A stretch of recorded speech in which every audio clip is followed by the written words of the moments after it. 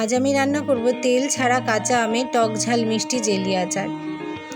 এই আচারটি করার জন্য কিছু পরিমাণ আম নিয়ে সরু সরু করে কেটে হালকা করে সেদ্ধ করে নেব। তারপর কড়াই গ্যাসে বসিয়ে আমি পরিমাণ মতো চিনি দিয়ে দেব, আর দিয়ে দেব সামান্য পরিমাণ জল, যাতে চিনিটা ভালোভাবে গলে যায়। এবার আমি গ্যাসের জোর বাড়িয়ে চিনির জলটাকে ভালো করে ফুটতে দেব।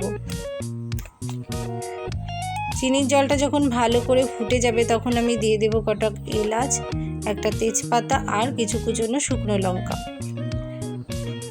সব দেওয়ার হয়ে গেলে আমি আবার জলটাকে ভালো করে নেড়ে চেড়ে গ্যাসের জোর বাড়িয়ে ফুটতে দেব। জলটা ভালো করে যখন ফুটে হালকা লাল লাল হয়ে যাবে তখন আমি সেদ্ধ করা আমগুলো দিয়ে দেব।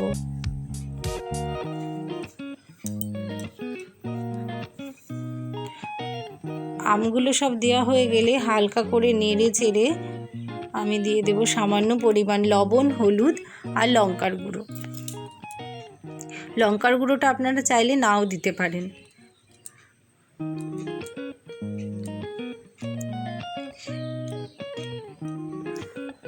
গ্যাসের জোর মিডিয়াম দিয়ে আমি ভালো করে আমটাকে ফুটিয়ে নেব। আর এদিকে আমি করে নেব কিছুটা পরিমাণ ভাজা মশলা, যেটা আমি আচারের মধ্যে অ্যাড করব। ভাজা মশলার জন্য আমি একটা কড়াইয়ের মধ্যে কিছু মৌরি, পাঁচফোড়ন আর কিছু শুকনো লঙ্কা হালকা লাল লাল করে ভেজে গুঁড়ো করে নেব। তারপরে আমের আচারের মধ্যে আমি দিয়ে দেবো এই মশলাটা।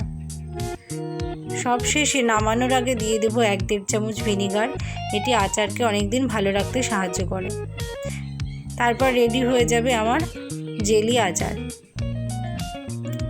এই যে রেডি হয়ে গেছে আমের জেলি আচার। ভিডিওটা দেখার জন্য অনেক অনেক ধন্যবাদ। আমার ভিডিও কেমন লাগলো প্লিজ জানাতে ভুলবেন না।